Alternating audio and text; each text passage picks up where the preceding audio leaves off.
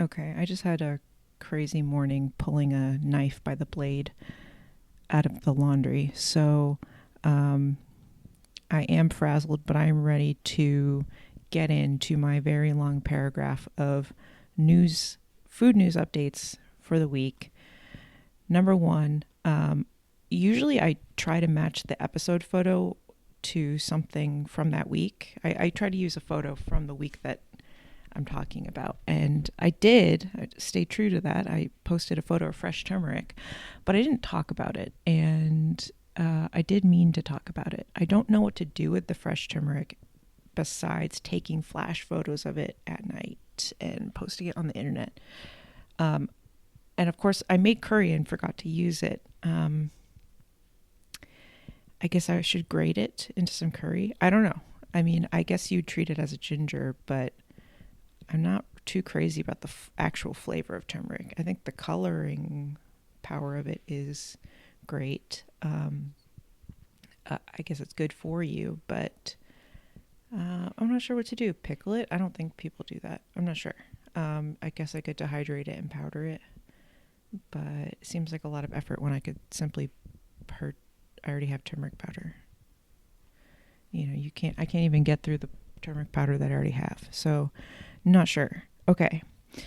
A thought. This is a perfume review. I got a bunch of the samples from a couple different places, one of which was Le Labo, and I know that it's sort of like a dime square fuckboy ran through brand at this point, but I have always loved the rose scent. My new favorite one is the lavande. I think that's what it's called. It's the lavender. It smells like the beach to me. It kind of smells like my grandmother. The people on Reddit hate it, and Europeans think that it smells like a cleaning product. I'm not really in love with any of them, and I got some diptyque samples too, and I don't really love any of them. My overall review for Le Labo, at least the samples that I got like 8 or 10 different samples, is either they smell like an estate sale or they smell too sweet. And the Ten Noir smells like Lipton iced tea mix in particular, which I did eat by the spoonful growing up in the summer when my mom would buy it to make iced tea. So it is sort of a delicious memory, but I don't want to smell like sugar, I guess. And a lot of the Le Labo perfumes just smell sweet. Like maybe you have like an insulin resistance problem. I don't know. It's kind of gross to me. Okay. I did get a new Bluebell flavor this week, although I didn't have a bowl of it, so it's not listed. But strawberries and cream. So, as you know, I've been trying to find the cherry. Here's the thing. The cherry flavor has been available. As soon as I decide to buy it, it's nowhere to be found. So I got the next closest thing, and got strawberries and cream, Bluebell, which is blended up strawberries in vanilla ice cream. It's good. It's a solid strawberry ice cream. And Brian is housing it, which is good because I don't know if I want a bowl of strawberry ice cream. I would like a spoonful of strawberry ice cream, but I think that's enough for me. Okay. New product alert. I mean, it's not a new product. It's a new product to me. It's called Isle of Mull Seaweed, which I found that's the name of the company, which I found on this show called Designing the Hebrides. The Hebrides. It's this guy named Banjo who's from Australia, and I think he won a design competition, like a UK design competition show, and then moved up to the most northern point of Scotland that you could live on, and has decided to start a design business up there. And they made a TV show out of it, which, I mean, he's essentially at the end of the day a gentrifier. He's gentrifying the community. He's gentrifying this old fishing community one business at a time. And it feels like how you're going to run out of clients really quickly, but also if you're the only designer around there, everything's going to look like your style.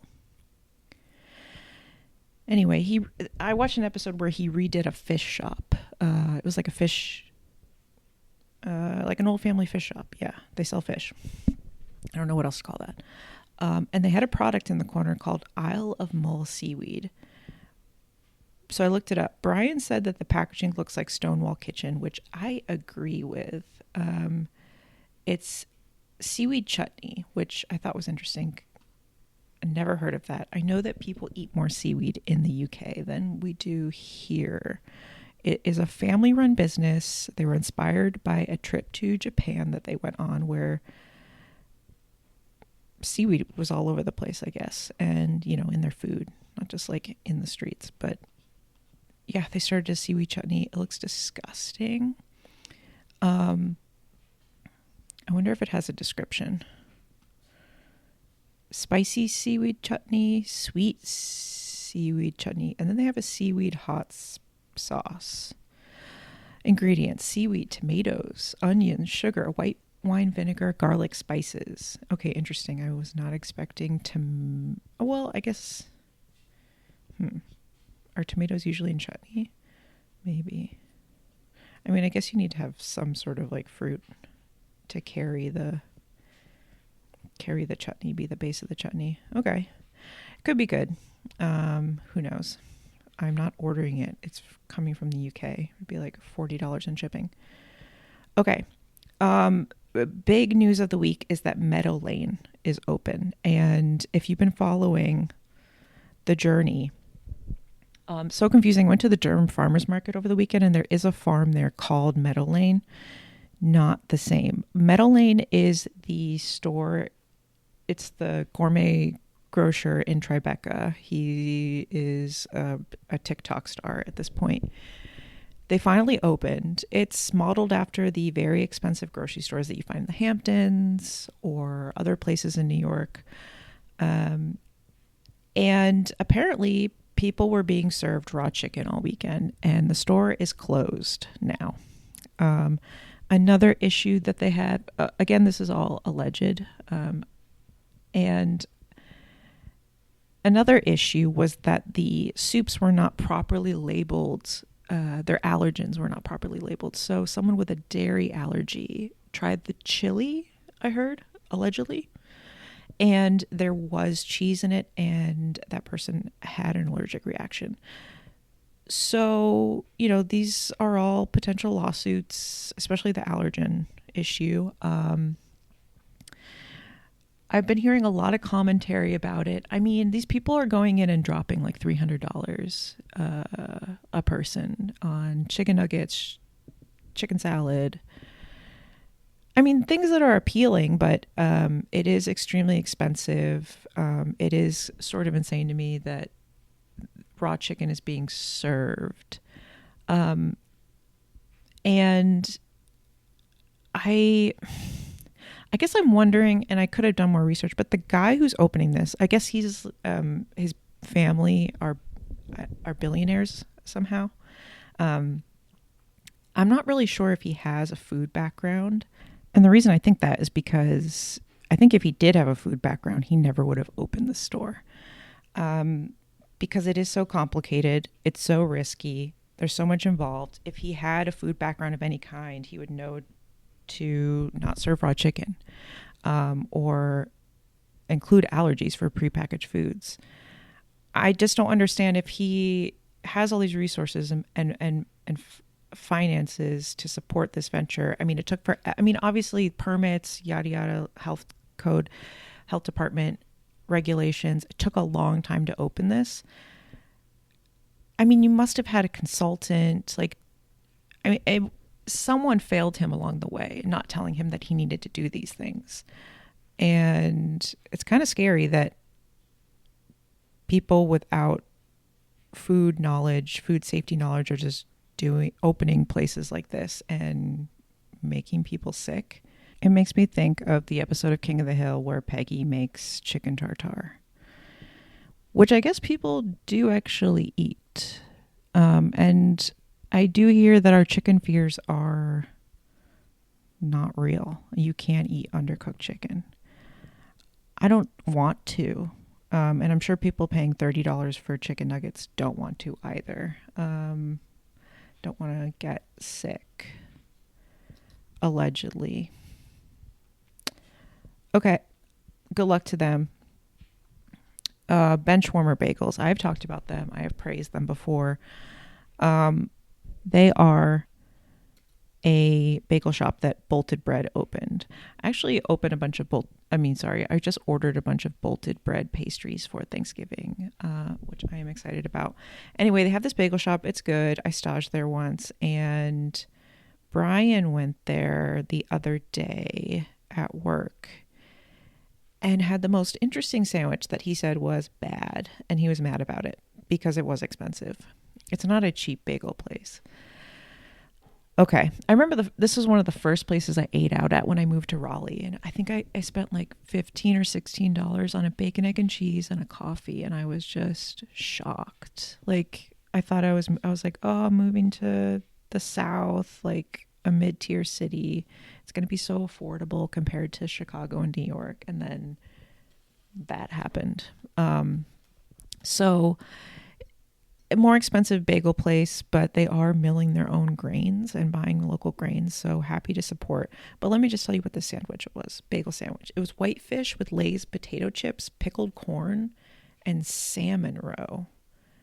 Brian said that it was horrendous, which is interesting to me. Let me see if I can find it on their website. He just said that it didn't work at all, and he said it was horrendous, and he was deeply upset by it. So why is Yelp still a website? Is Yelp still a website? Why is that coming up when I search benchwarmers? It's insane to me.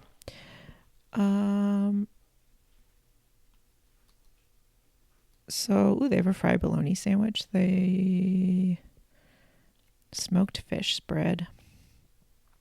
So I'm not finding it, but I do believe Brian. I don't think that he's just trying to create content for the pod. And, that's disappointing. Maybe don't get that whitefish sandwich. It sounds kind of whack. Pickled corn, I think that's really what he was just like, why would you put that on a sandwich? Like, you're trying to be interesting. He said it was like drunk stoner, like chef guy behavior, which saw a lot of working in restaurants, trying to be innovative, but it's just gross. Trying to do something different, and it's like, no, that's just gross, actually. Okay, let's go over to TikTok for a second. Dan the Baker. Dan the Baker is an amazing account that you should follow. I don't know why I thought he was Canadian, and this might be a false memory, but I think he worked at a bakery or had a bakery and then left that bakery, and then it looks like he has his own thing in Ohio now. I can't remember if it's Cleveland or Cincinnati, but it's one of the places that start with C.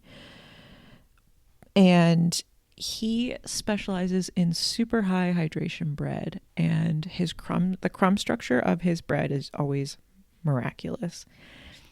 So he's doing panettone right now for the holidays, and you can order from him. The packaging is beautiful and sparkly and holographic, like a Pokemon hologram with sparkles. And he does two different flavors, like classic, and then I don't remember what the other one is. They're very similar flavors, but they're beautiful. He cuts them in half and shows you the middle, and it's just light and full of fermentation, and I think he does an amazing job. If I liked panettone, I would probably order one. I mean, I might just do it anyway, because they are so beautiful. When I worked at, why can't I remember the name of it? I worked at a French bakery that was in the Mondelez building in Chicago, Good Ambler, and we made panettone for the holidays. My favorite part about it is that you have to cool them upside down. And Dan the Baker has like a rotating speed rack where you can flip everything, but we didn't have that. So we had to put skewers through the bottom of the panettone and then put them on like a rack so that they were upside down and hope that they didn't bust through the skewers. Okay. Another TikTok video that I saw that really piqued my interest was someone named Renata Briano. I believe she's Italian. She made a stuffed escarole, which she called buttonata, with olives. What did she do? So she had like a pan with olive oil, and then she sauteed olives, anchovies, capers, then some pine nuts, toasted that all together. And then she added raisins, some breadcrumbs, some pecorino, some parsley. And then she took the escarole and just like very haphazardly threw the mixture in between all the leaves and then baked it. And I don't really know how you would serve something like that, but it was super, and I hate this word, rustic. And I like the idea of it. It was like messy as hell, but could be good. Okay, Chris Collins. I do enjoy his TikTok videos. I believe he's in the UK, and he is the one, or I'm gonna try and make his version of the quadrant sausage rolls for the upcoming holiday, Thanksgiving. He did a chicken cutlet that was breaded, flour, egg, and then potato, like hash browns, that were grated and then super dried. And then he fries it into a super crispy hash brown that has chicken inside. I would like to do that. So don't let me forget. One of my jobs that I do some contract work for a nonprofit, and our most recent intern moved on to a job in New York and moved to New York from Berkeley, and ended up moving to Long Island City. And, someone was like, oh, ask Caroline for recommendations. I did actually live in Greenpoint for a while, in a very small building above a Polish landlord who beat his wife, and we could hear it every day. And it was awful. His child bride. And anyway, Greenpoint was great. But it's totally blown up since I've lived there. And nothing is really going on in Long Island City. So I did mostly give her Greenpoint Rex. But I did find a couple more that I'm interested in. Chico's. They had like a chicken sandwich with black vinegar aioli. I was intrigued by the chicken cutlet itself because it looked very pale but crispy at the same time. The black vinegar aioli itself looked really incredible. A lot of great places in Greenpoint. I went to the last place I went there was Frankel's, I think, and I spent like $70 on 2 breakfast sandwiches, which was, that was the last time I went to New York. I was like, I'm not coming back here. And that was my first time trying to parallel park in New York, which was horrifying, and blocked traffic on a tiny street in Greenpoint. People were clapping for me, but it was horrifying. And then, went through all that just to pay $70 for 2 sandwiches, and promptly drove out of the city and never went back. Okay, so another TikTok account that I'm going to recommend, Mary, this person named Mary, Flowering Kitchen, Flour. She made a soft gingerbread that was filled with jam, but also iced. And I watched the video like 6 times because it just looked so beautiful and I wanted to eat it so badly. It was like a super soft, cakey gingerbread that she put into a wooden mold and pressed the gingerbread down into the mold, then put jam over it, and then, backfilled it, and then peeled the excess away so that it was molded into the shape. I don't even remember. I think it was a squirrel or something. And then a super glazy icing over it made it look it just looked perfect. Okay. Buell gourds. Brian grew a bunch of Buell gourds, Bule. They look like giant hedge apples. They look like a disease, and I have a whole crate of them in my house, just rolling around. And you're supposed to dry them and use them as bowls, which is crazy because Brian's like, "You have too many bowls. Stop. You have too many bowls. Please stop buying bowls off eBay," which I cannot do. But now we have even more potential bowls, and I don't know what to do with them. They're just rolling around my house at this point.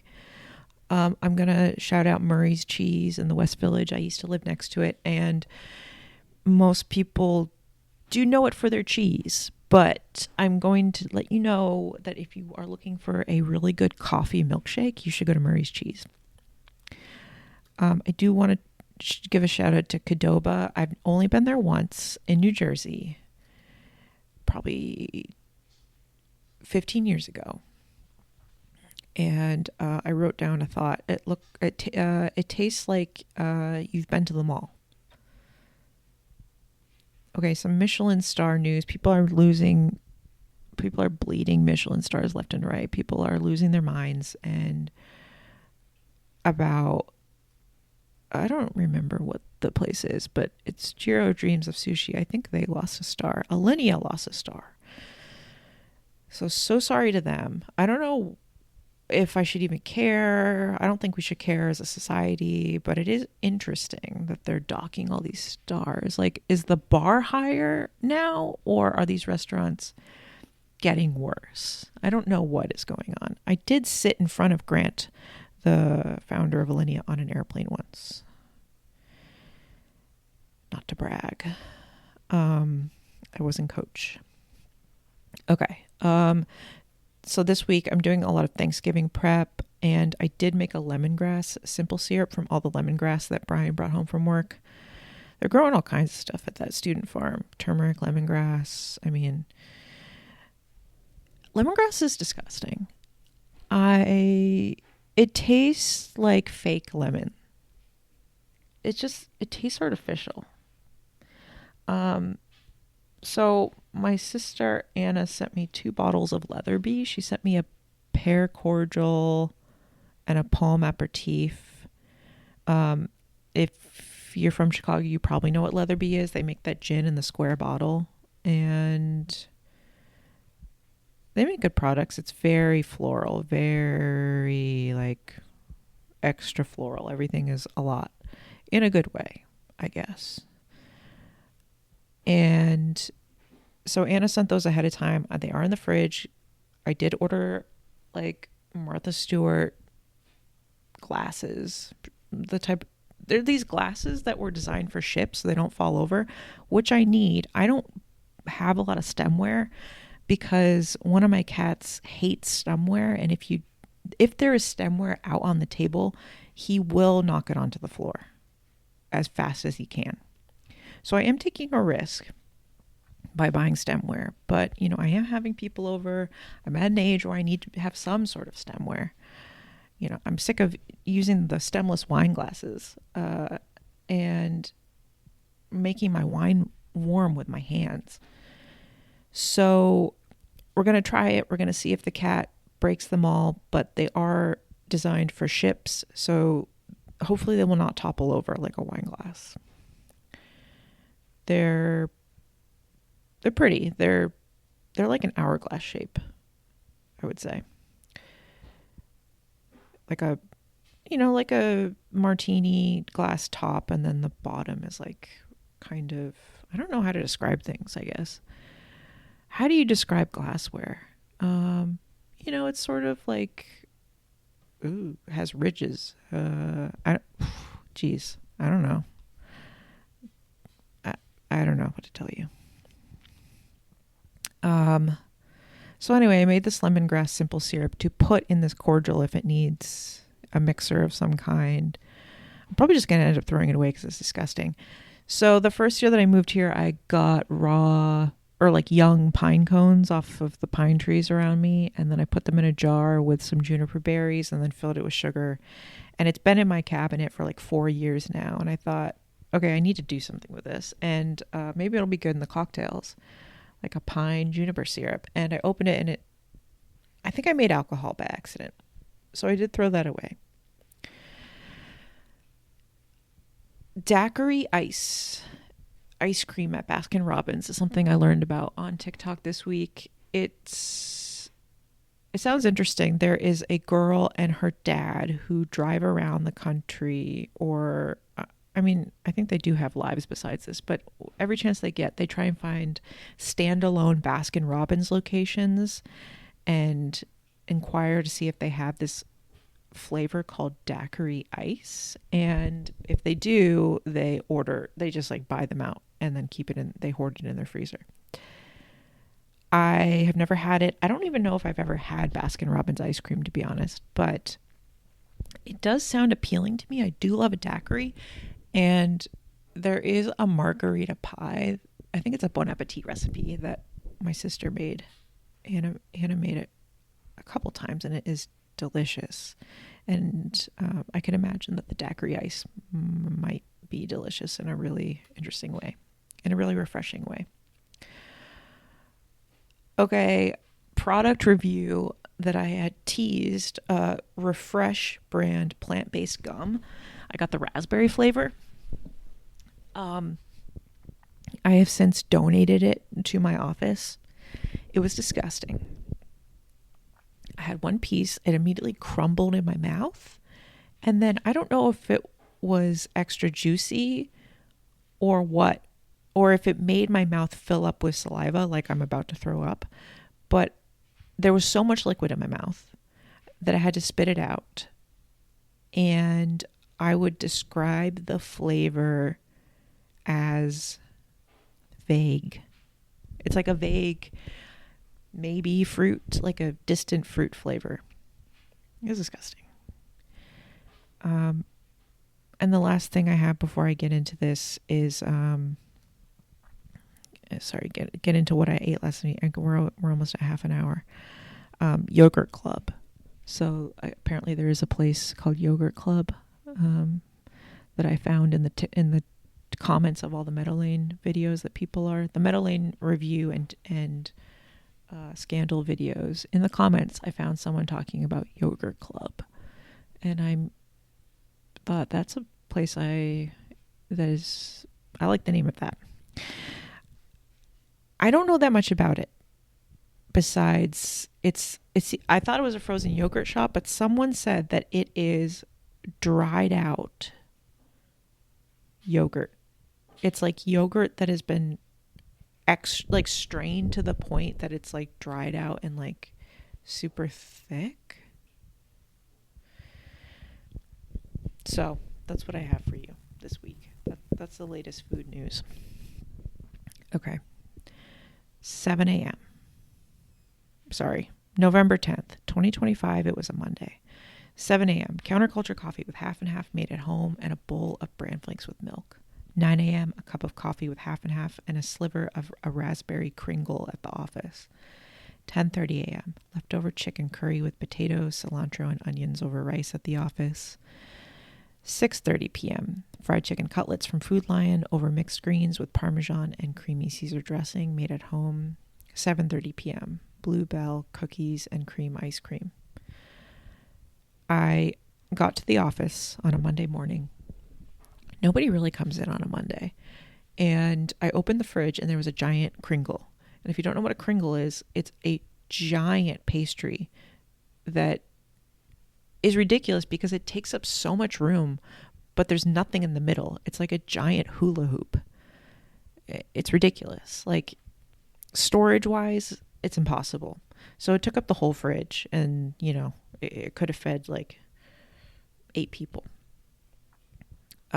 It was beautiful and iced. I couldn't tell what kind of filling it had. I'm guessing raspberry.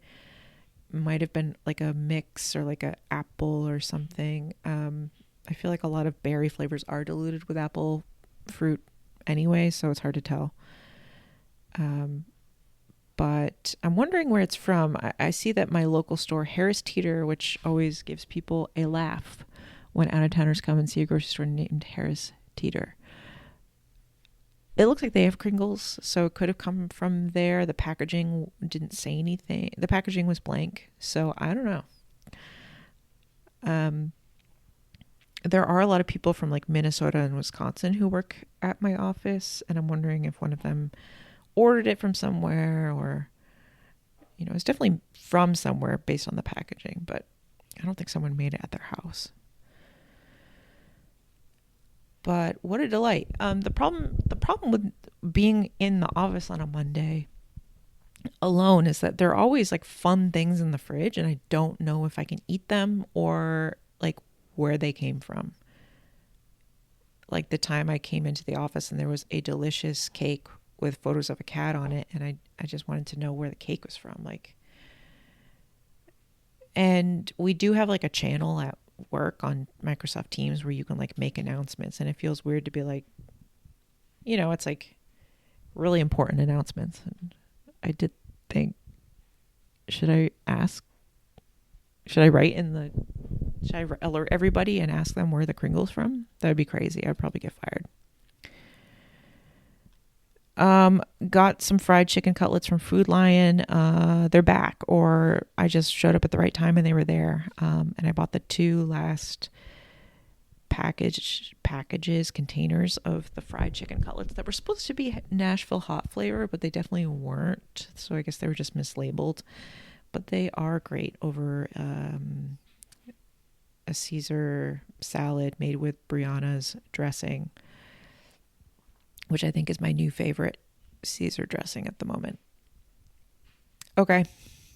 November 11th, 2025. It was a Tuesday. 8 a.m. Counterculture coffee with half and half made at home. 9 a.m. Leftover Food Line chicken tenders. 12 p.m. Little Sesame caramelized onion hummus with Cars Entertainment Collection crackers and Munster cheese.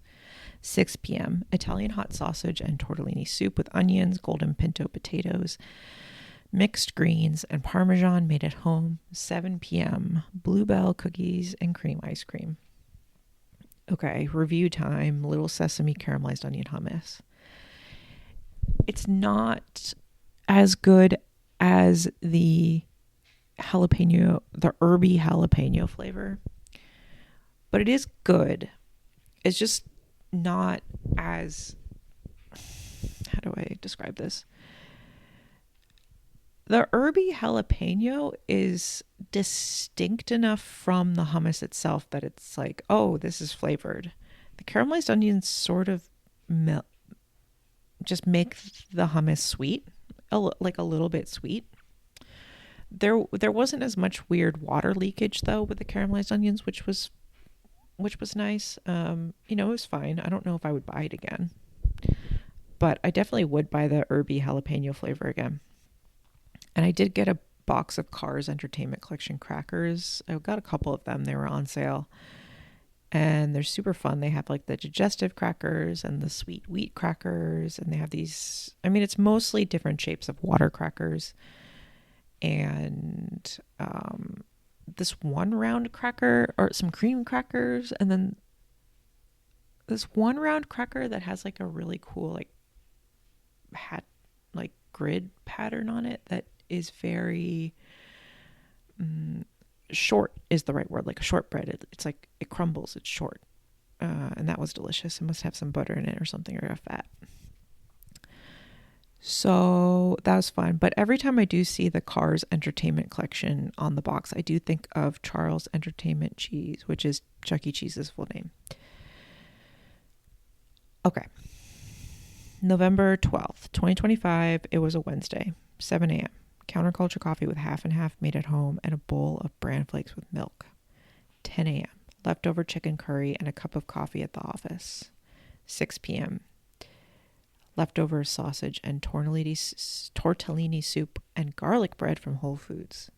7 p.m. Bluebell cookies and cream ice cream. So one thing I will say about this chicken curry is I'm using a curry powder that I don't really use that has fenugreek in it. And I think I have a fenugreek allergy, so I had a jar of fenugreek in Chicago, and every time I added it to a curry, I would get like eyes, nose, and throat like allergies. Not like anything serious, but I felt like I had a cold. So I threw it away. And then those symptoms have been returning since I've been eating this curry. I did some research. I mean, I do have access to all sorts of medical studies because I have access to university libraries, and read some studies about fenugreek allergies. I have a theory. So fenugreek allergies are usually only found in people who also have peanut allergies and other legume or nut allergies. It's like a similar, I mean, because like a fenugreek is a legume, so is a peanut. They have the same protein structure. So if you have one allergy, you have the other. The thing is, a lot of these studies were done abroad. So a lot of these people abroad had peanut allergies, and then, they also would have a fenugreek allergy. It was super rare for someone to just have a fenugreek allergy. I'm guessing if I actually do have a fenugreek allergy, I'm wondering if, because I'm American and have so much peanut exposure, it's a different case where I don't have, I could be allergic to fenugreek. And in a different scenario, I would have a peanut allergy if I was like in Europe or Asia, like simply from lack of exposure. But because I'm American and have so much peanut exposure, I'm not presenting it. I don't know obviously I'm not a medical professional or like an allergy researcher. I did email an allergist in Switzerland who studies this. He's never going to email me back, but I do think it's interesting. And I wonder if there are other Americans out there who have a reaction to fenugreek, but not peanuts. Okay. I did buy the garlic bread from Whole Foods in the prepared food section, or like the frozen meal, like refrigerated, pre-made, heat up meal section in Whole Foods. It is like a full Italian loaf that they slice in half, and you can either buy the top half or the bottom half. I bought the bottom half because it is flatter and I don't want the butter to drip off the sides when I'm baking it. No baking instructions, no heating instructions. It's good. It's just garlic powder and butter and some herbs, some scant herbs. I don't know if I would buy it again for like $4. I don't think it's worth it. I don't think so. The garlic flavor was not nearly as strong enough. Like a frozen Texas toast is better in my opinion. Okay. November 13th, 2025. It was a Thursday. 9 a.m. Counterculture coffee with half and half made at home. 10:30 a.m. Little Sesame caramelized onion hummus with Cars Entertainment Collection crackers and jalapeno flavored kettle chips.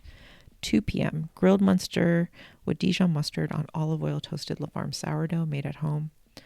6 p.m. Leftover sausage and tortellini soup. 7 p.m. Bluebell cookies and cream ice cream. I did grab a bag of jalapeno flavored kettle chips while standing in the self-checkout line at Whole Foods. They have enticing small things surrounding you at all times. I thought I was going to eat them in the car because I was hungry, but I don't like eating in my car because it's new. But also, I have a sheepskin cover on my steering wheel because my hands sweat. I need something to help me grip the steering wheel. I thought about wearing gloves, but Brian laughed so much I was like, I guess I can't do that. So now I have a fuzzy steering wheel. But I can't eat anything in the car because then I'm getting like nasty food on the fuzzy steering wheel. So I saved them and then I ate them the next day with the hummus. And I did see someone on TikTok try, I don't know, maybe 8 to 10 different brands of jalapeno chips. The best flavors were all brands that I don't have access to. I think they're regional. And kettle chips were not favorably rated. And I did appreciate that this person included whether or not the chips were folded into their ratings. I do also enjoy a folded chip. They are very satisfying. But I agree with this TikToker in that the jalapeno flavor on the kettle chips is not really there, and it's not spicy. Okay, November 14th, 2025. It was a Friday, 8 a.m. Counterculture coffee with half and half and a sunny egg over turmeric hash browns with cilantro made by Brian. 10 a.m. A bowl of bran flakes with milk. 1 p.m. A Carr's digestive cracker. 4 p.m. Tortilla chips and queso, a flamin' hot grilled cheese burrito, a chicken chalupa, a soft taco from Taco Bell, and a soft taco from Taco Bell in Oxford, North Carolina. Okay, so Brian was going to an ag conference, so he was home on a Friday. He made eggs and hash browns. Hash browns were great. Brian has a very particular way of cooking eggs where he cracks an egg into a very hot pan and they immediately cook on the bottom and then the top is raw. And that's how he serves them. And I can't eat them. I can't eat the raw whites. I don't know. They need a flip, in my opinion. So I say that I ate an egg, but I really didn't. And I did. I basically had some hash browns in the morning, and I ended up going to Taco Bell because I'm home alone. I gotta say, I am wary about trying Taco Bell menu items, the new menu items, because they're not always good. But I will say, this flamin' hot grilled cheese burrito was excellent. So I got the deluxe, what is it called? Discovery Luxe box. I accidentally ordered a Discovery lunch box when I talked to the Taco Bell drive-thru person, which was embarrassing. The Discovery box came with the Discovery item, which was the flamin' hot grilled cheese burrito. It came with a chicken chalupa, and I swapped for a soft taco. I didn't want the hard, and then it came with chips and queso. And I got a Diet Pepsi, which is fine, but I don't like Pepsi. The flamin' hot grilled cheese burrito has this really nice creamy ranchy sauce that reminds me of the Mexican ranch or whatever it was called that would come in I think it was like the old El Paso gordita kit that you could get in the early 2000s that my mom would get, and we would eat it once a week. And I would lose my mind over this sauce. It was like a super zesty ranch. And apparently it's in the cheesy gordita crunch. It's the same sauce. The same sauce that's in the flamin' hot grilled cheese burrito is in the cheesy gordita crunch, which I have not had before. But my sisters did let me know. They are more Taco Bell aficionados than I am at this point. I usually stick to the bean burrito because that is, I don't know, it's just my fave. It's nostalgic. So the flamin' hot grilled cheese burrito, the cheesy grilled exterior, I mean, it's fine. That's not really what made it for me. It's the sauce, that zesty sauce. The inside, I would say, is like too soft overall, but it was good. The flamin' hots are mush. It's a burrito of mush, but I guess all burritos are. They're just full of soft stuff. It was good overall. I would recommend. And the tortilla chips were incredible. They were super fresh. I feel like they were freshly fried. And I don't know why it didn't occur to me until now that, like, yeah, they can fry chips there. They have a deep fryer. So November 15th, 2025, it was a Saturday. 8 a.m., leftover coffee with half and half. 9 a.m., a bowl of bran flakes with milk. 11 a.m., a cold brew with half and half at Cocoa Cinnamon in Durham, North Carolina.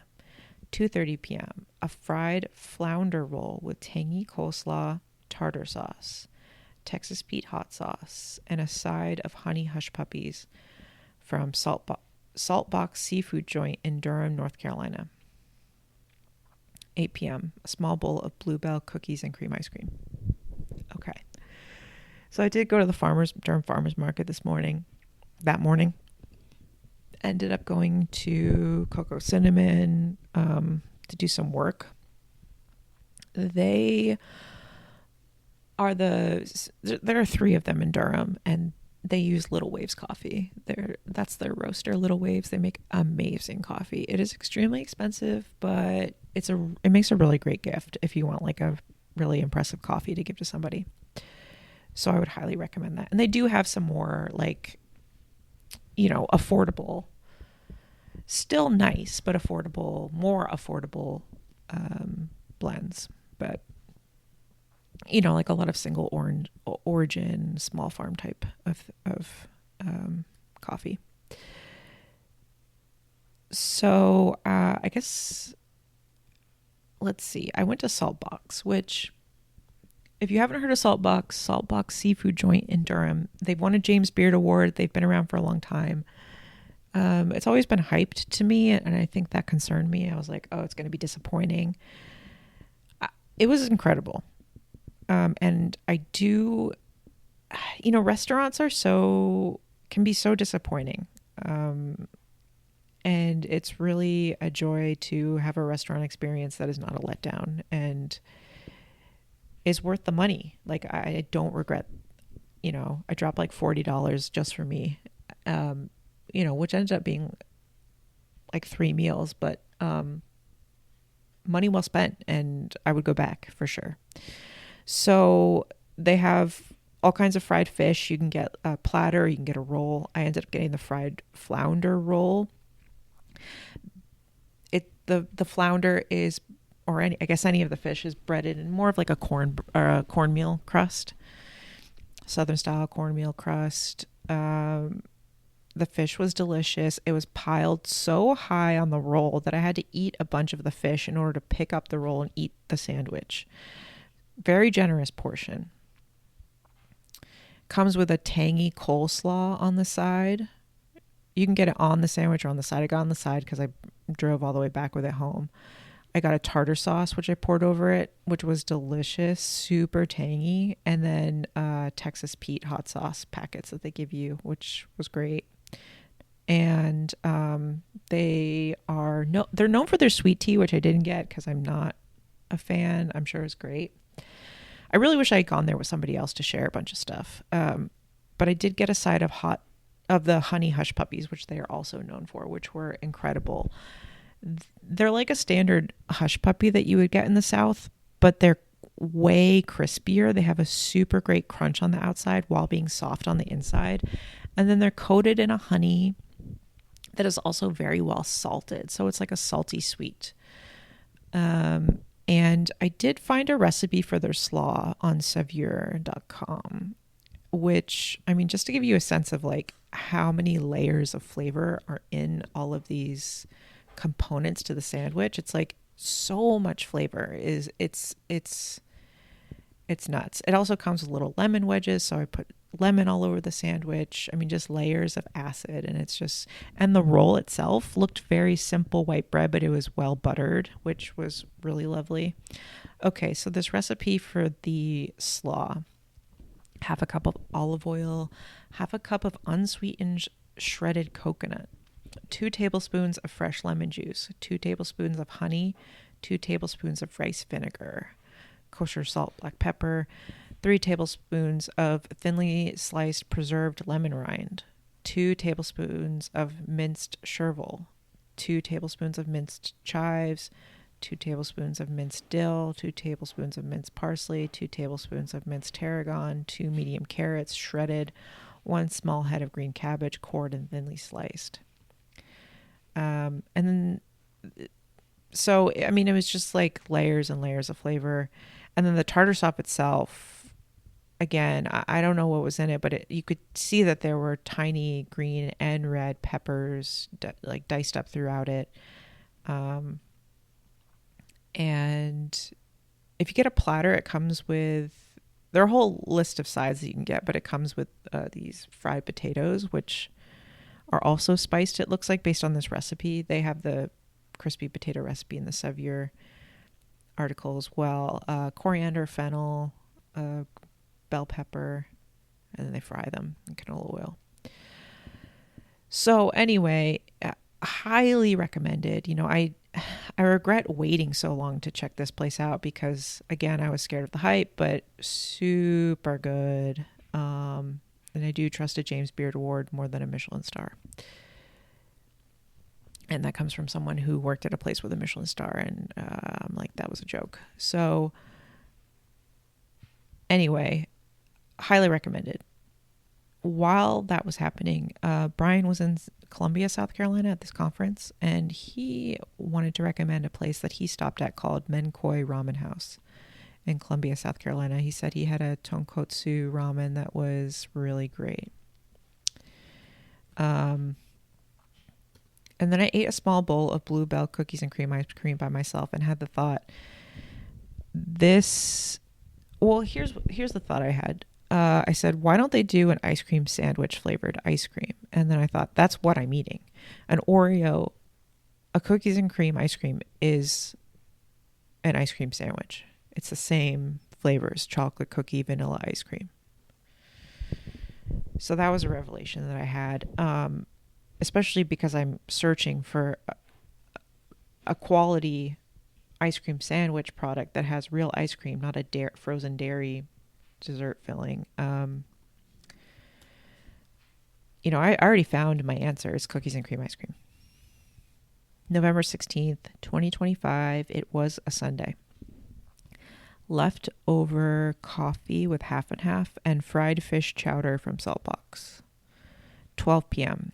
Cars Entertainment Collection crackers with leftover tartar sauce. Charles Entertainment cheese. 6 p.m. Thai red curry with ground pork, mushrooms, bell pepper, and green beans over jasmine rice made at home. 7 p.m. Bluebell cookies and cream ice cream. So they had a couple specials when I went to Saltbox, one of which was a fried fish chowder. So I got a super small container of that. I mean, I guess it was one size. I don't remember. It was $6, which is pretty good. Huge pieces of fish. I don't know what kind of fish it was, but it was like the same cornmeal breaded fish that was on the sandwich, just in a chowder. Super creamy, had peppers and onions in it. It was amazing. It was good. I mean, it's like something you could make at home, and I guess like there's a lot of care and layers of flavor and depth to it that I just feel like a lot of restaurants aren't doing these days. It was good. They were also blasting Mystical, Shake Your Ass when I was in there, so that was fun. Okay. I do need to go. So I'm going to end it there. That's what I ate, and that was the news for the week. Bye-bye.